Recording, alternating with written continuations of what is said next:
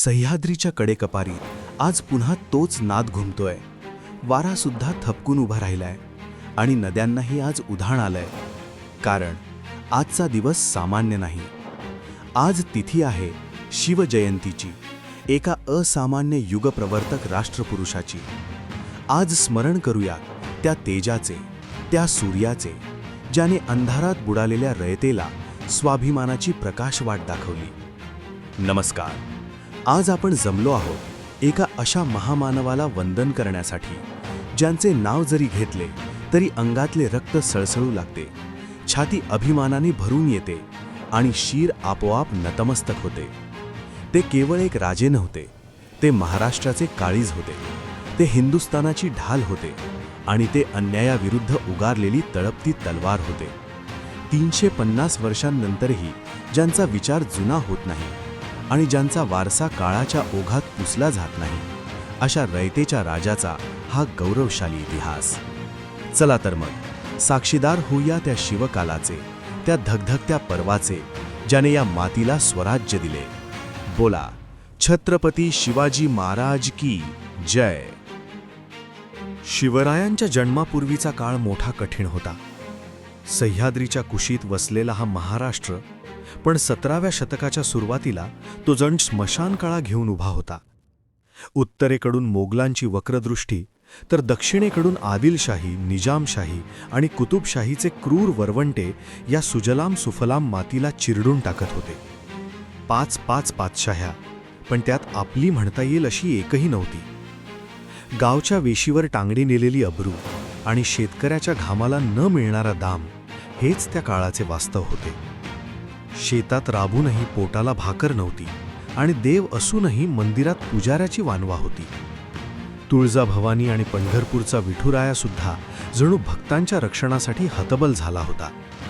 आपला धनी कोण या प्रश्नाचे उत्तर सह्याद्रीच्या दऱ्याखोऱ्यात शोधूनही सापडत नव्हते. मराठा सरदार आपापसात लढत होते, परक्यांची चाकरी करत होते आणि स्वतःच्याच लोकांच्या रक्ताने हात भरले होते. अंधार, सर्वत्र नुसता भयान अंधार. सह्याद्रीचे कडे आकाशाकडे पाहत होते. नद्या सुकल्या होत्या. त्याला प्रतीक्षा होती एका वादळाची, या गुलामगिरीच्या शृंखला तोडून टाकणाऱ्या एका वज्राघाताची. ही माती टाहू फोडून सांगत होती, आता सहन होत नाही, आता एक तरी तारणहार पाठव. आणि नियती त्या हाकेला साथ घालणार होती.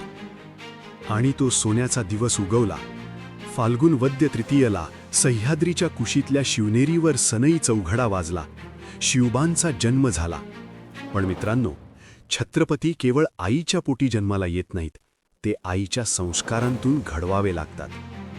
राजमाता जिजाऊ केवळ एक आई नव्हत्या, तर त्या स्वराज्याच्या पहिल्या गुरु होत्या, पहिल्या मार्गदर्शक होत्या. बाळाला जोजवताना त्यांनी केवळ अंगाई गीतं गायली नाहीत, तर त्या पाळण्यावर त्यांनी रामायण महाभारतातील वीरांच्या पराक्रमाचे धडे गिरवले. बाळा, तू केवळ भोसल्यांचा वंशज नाहीस, तर या गांजलेल्या रयतेचा कैवारी आहेस, हे बाळकडू त्यांनी शिवबांना पाजले.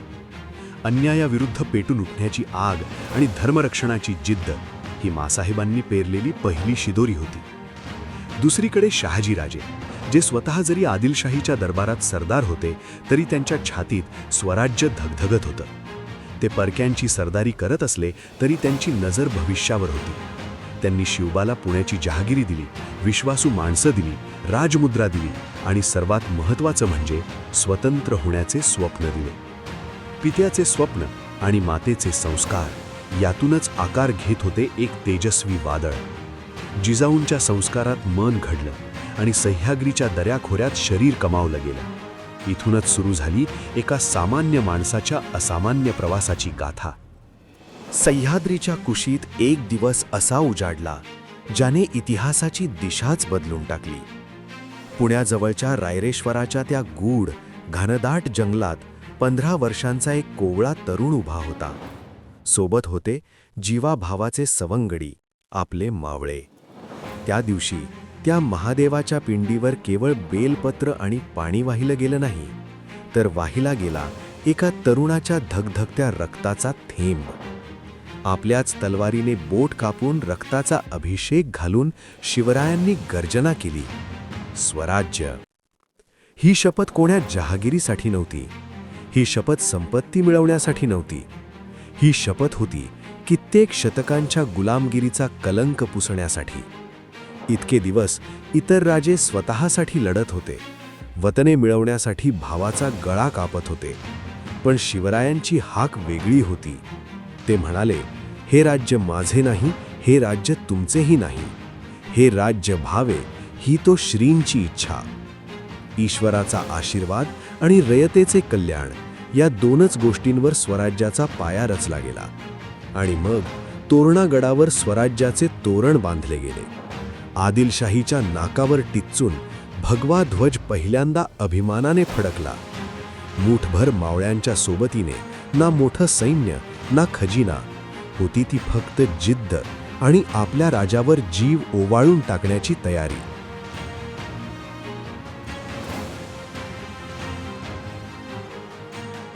स्वराज्य आकार घेऊ लागले. हर हर महादेवाच्या गजरात तोरणा जिंकला, सुभानमंगळ जिंकला आणि स्वराज्याचे पहिले पाऊल पडले. पण हे रयतेचे राज्य शत्रूच्या डोळ्यात खुपणारच होते. विजापूरच्या आदिलशाहीने आपला सर्वात बलाढ्य सरदार धाडला, अफजल खान. शिवाजीला जिवंत किंवा मृत हजर करतो अशी वल्गना करून आलेला हा पहाडासारखा शत्रू. पण शिवरायांनी शक्तीपेक्षा युक्ती श्रेष्ठ ठरवली. प्रतापगडाच्या पायथ्याशी भेटीच्या बहाण्याने आलेल्या खानाचा कोथळा बाहेर काढून महाराजांनी स्वराज्यावरचे पहिले मोठे संकट पायाखाली तोडवले. इकडे दिल्लीचा आलमगीर औरंगजेब अस्वस्थ झाला. त्याने पाठवला आपला मामा शाहिस्ते खान. पुण्याच्या लाल महालात तळ ठोकून बसलेल्या या मोगली सरदारावर खुद्द महाराजांनी मध्यरात्री गनिमी काव्याने हल्ला चढवला. त्याची बोटं कापली गेली आणि मोगल सत्तेचा माज उतरवला गेला. सुरतेची लूट असो वा पन्हाळ्याचा जीव घेणा वेढा, प्रत्येक वेळी मृत्यूच्या दाढेतून निसटून बलाढ्य शत्रूंना धूळ चारणारे शिवराय. हे केवळ नशीब नव्हते, तर ती होती अजोड हिम्मत आणि सह्याद्रीचा गनिमी कावा. रणांगणावरचा हा धुराळा खाली बसतोय ना बसतोय, तोच महाराजांनी आपले लक्ष वळवले ते रयतेच्या सुखाकडे. कारण त्यांना ठाऊक होतं, तलवारीच्या जोरावर मुलूख जिंकणे सोपे असते, पण माणसं जिंकण्यासाठी राजाला बाप व्हावं लागतं. इतिहासात अनेक राजे होऊन गेले, ज्यांनी स्वतःचे महाल सजवले, पण आमचा राजा झोपडीतल्या शेतकऱ्याच्या चेहऱ्यावर हसू पाहण्यासाठी जगला. त्यांची आज्ञा होती, माझ्या शेतकऱ्याच्या भाजीच्या देठालाही हात लावू नका. ज्या काळात शेतकरी नाडला जात होता, त्या काळात शेतकऱ्याला मान आणि त्याच्या घामाला दाम मिळवून देणारा हा पहिला राजा. आणि सर्वात महत्त्वाचं, स्त्रियांचा सन्मान. शत्रूच्या गोठातून पकडून आणलेली कल्याणच्या सुभेदाराची सून, तिला पाहून महाराजांचे शब्द काय होते? अशीच असती आई यामुची सुंदर रूपवती, आम्हीही सुंदर झालो असतो वदले छत्रपती. ज्या राजाने परस्त्रीला माते समान मानून साडी चोळी देऊन परत पाठवलं, त्या राजाच्या चारित्र्यापुढे आजही सूर्यसुद्धा मान झुकवतो. म्हणूनच संत रामदास स्वामी त्यांना श्रीमंत योगी म्हणाले. सत्तेचा माज नाही आणि पदाचा गर्व नाही. हातात खड्ग पण चित्तात तुकोबांची गाथा. हा केवळ राजा नव्हता, तर हा रयतेचा श्वास होता. स्वराज्यात रयत सुखात होती, पण दिल्लीच्या तख्ताला हे सुख पाहवत नव्हते. खुद्द औरंगजेबाने जाळे टाकले आणि दुर्दैवाने आपला वाघ त्यात अडकला. आग्र्याचा तो भव्य दरबार निमित्त होते बादशहाच्या वाढदिवसाचे, पण डाव होता दगाफटक्याचा. भर दरबारात महाराजांचा अपमान झाला आणि त्यांना नजर कैदेत टाकले गेले.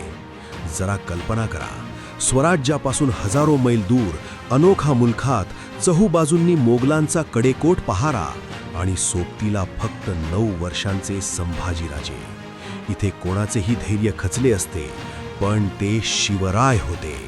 शक्तीने सुटका अशक्य होती, तिथे युक्ती कामाला आली. आजारपणाचे सोंग घेतले, मिठाईचे पेटारे मागवले आणि 17 ऑगस्ट 1666ची ती सायंकाळ, डोळ्यात धूळ फेकून मिठाईच्या पेटाऱ्यातून निसटून हा सह्याद्रीचा वाघ मोगलांच्या हातावर तुरी देऊन पसार झाला. ही केवळ सुटका नव्हती, तर ती मोगल सत्तेच्या गालावर मारलेली सणसणीत चपराक होती. जगातील सर्वात शक्तिशाली बादशहाच्या हाताला हिसका देऊन महाराज सुखरूप रायगडावर पोहोचले आणि त्यानंतर सुरू झाले गनिमी कावा युद्ध. येईल तिथे कापायचा आणि न दिसेल तिथे मारायचा. सह्याद्रीच्या दऱ्याखोऱ्यांचा वापर करून मूठभर मावळ्यांनी लाखांच्या फौजांना धूळ चारली. जगाला युद्धनीती शिकवणारा हा महामेरू ठरला. जमिनीवर तर मोगलांना सळो की पळो करून सोडलं होतं. पण महाराजांची नजर इथेच थांबली नाही.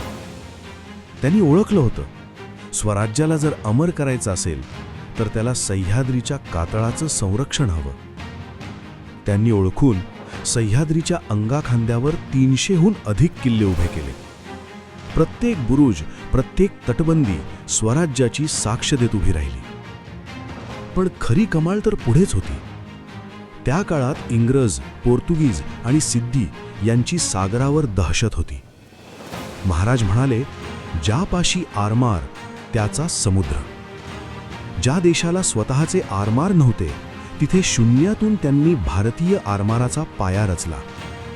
नुसत्या लाकडी ओंडक्यांवर विश्वास न ठेवता समुद्राच्या छाताडावर त्यांनी सिंधुदुर्ग आणि पद्मदुर्ग सारखे अभेद्य जलदुर्ग उभे केले. विचार करा मित्रांनो, 350 वर्षांपूर्वी जेव्हा कोणतेही आधुनिक तंत्रज्ञान नव्हते तेव्हा समुद्राच्या लाटांना आणि खाऱ्या पाण्याला पुरून उरणारी ही बांधणी आजही जगाला कोड्यात टाकते. जमिनीवरचा सह्याद्रीचा वाघ आता समुद्राचा जळवंत बनला होता.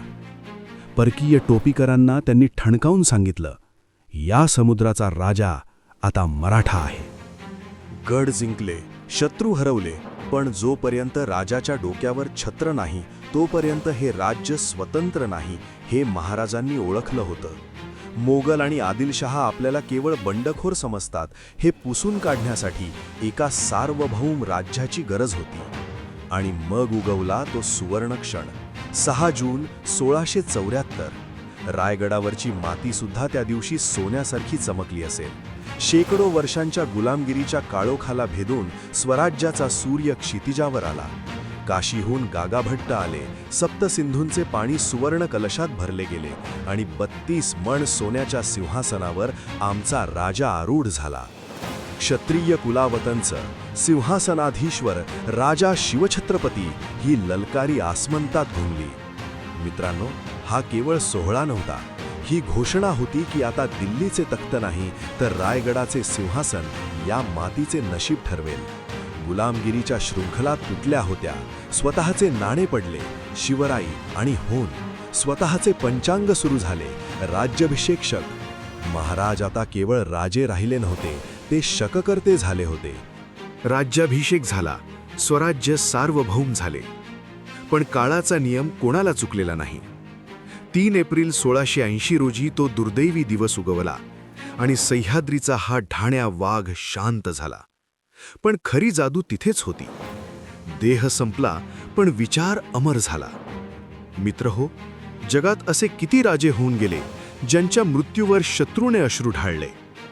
जेव्हा महाराजांच्या निधनाची बातमी दिल्लीत पोहोचली तेव्हा खुद्द आलमगीर औरंगजेब नमाज पढताना थांबला. ज्याने 19 वर्ष महाराजांचा पाठलाग केला तो कट्टर शत्रू हताश होऊन म्हणाला, मी या देवाने मला पृथ्वीचे राज्य दिले, पण या शिवाजीने माझ्या डोळ्या देखत आपले राज्य वाढवले. तो एक महान कप्तान होता, मी त्याचे राज्य बुडवू शकलो नाही. विचार करा, बादशहाचा हा पछतावा हीच महाराजांच्या पराक्रमाची सर्वात मोठी पावती होती. आणि ही कीर्ती केवळ भारतापुरती राहिली नाही, 7 समुद्रापार गेली. व्हिएतनामच्या युद्धापासून ते नेपोलियनपर्यंत जगातल्या अनेक सेनापतींनी महाराजांच्या गनिमी कावातंत्राचा अभ्यास केला. आजही जगभरातील मोठी विद्यापीठे त्यांना मॅनेजमेंट गुरु मानतात. कमी साधन सामग्रीत बलाढ्य शत्रूला कसे नामोहरम करायचे याचे धडे आज 350 वर्षांनंतरही जग त्यांच्याकडून गिरवत आहे. आपला राजा केवळ महाराष्ट्राचा उरला नाही, तो विश्वाचा झाला. जगाच्या पाठीवर जिथे जिथे स्वाभिमानाची लढाई लढली जाईल तिथे तिथे शिवाजी हे नाव ध्रुव ताऱ्यासारखे तळपत राहील. इतिहास फक्त वाचायचा नसतो, तो जगायचा असतो. 350 वर्षांनंतर आज आपण काय घ्यायचं या राजाकडून? केवळ दाढी मिशा वाढवून आणि कपाळावर चंद्रकोर लावून शिवबा होता येत नाही. त्यासाठी काळजात ती आग असावी लागते. मित्रहो, महाराजांकडे काय होतं? ना मोठं सैन्य, ना खजिना, ना कोणाची मदत. होतं ते फक्त स्वतःच्या मनगटावर आणि बुद्धीवर असलेला अढळ विश्वास. त्यांनी शून्यातून विश्व निर्माण केलं. आज आपल्याकडे सर्व काही आहे, तरीही आपण छोट्या संकटाने खचून जातो. शिवरायांनी आपल्याला शिकवलंय की संकटे ही पायऱ्यांसारखी असतात. त्यांच्या छातडावर पाय देऊनच यशाचा गड चढायचा असतो. आज आपल्याला हातात तलवार घेण्याची गरज नाही, पण आजच्या या स्पर्धेच्या युगात आपल्या चारित्र्याची ढाल आणि बुद्धिमत्तेची तलवार तळपती ठेवणं गरजेचं आहे. शत्रू बाहेरचा असो किंवा आपल्या मनातला आळस आणि भीती, त्याला हरवण्यासाठी तोच मावळ्यांचा जोश हवा. जर 16 वर्षाचा एक मुलगा मुघल साम्राज्याला हादरा देऊ शकतो, तर आजची ही तरुण पिढी जगावर नक्कीच राज्य करू शकते. फक्त गरज आहे आरशात बघून स्वतःला सांगण्याची, होय, मी शिवरायांचा मावळा आहे. शेवटी इथे सांगता करताला शब्द अपुरे पडतात, कारण आपण एका माणसाचे नाही तर एका युगाचे वर्णन करत होतो. सह्याद्रीच्या कुशीत जन्मलेला पण आकाशाला गवसणी घालणारा हा महापुरुष. काळ वेगाने पुढे सरकतोय, पिढ्या बदलतायत, पण आजही महाराष्ट्राच्या कानाकोपऱ्यात कोणत्याही शुभकार्याची सुरुवात ज्या नावाच्या जयघोषाने होते, ते नाव म्हणजे छत्रपती शिवाजी महाराज. हा केवळ राजा नव्हता, तर हा आमचा अभिमान आहे, आमचा श्वास आहे आणि आमची ओळख आहे. त्यांचे विचार हीच आपली खरी संपत्ती आहे. आज या पवित्र दिवशी त्या युगपुरुषाच्या चरणी नतमस्तक होऊन पुन्हा एकदा तीच ऐतिहासिक गर्जना करूया, जिने मोगलांची झोप उडवली होती. तयार आहात? आपल्या राजाचा जयघोष आसमंतात घुमला पाहिजे. प्रौढ प्रताप पुरंदर, क्षत्रिय कुलावतंस, सिंहासनाधीश्वर, महाराजाधिराज, योगीराज, श्रीमंत श्री छत्रपती शिवाजी महाराज की जय. जय भवानी, जय शिवाजी.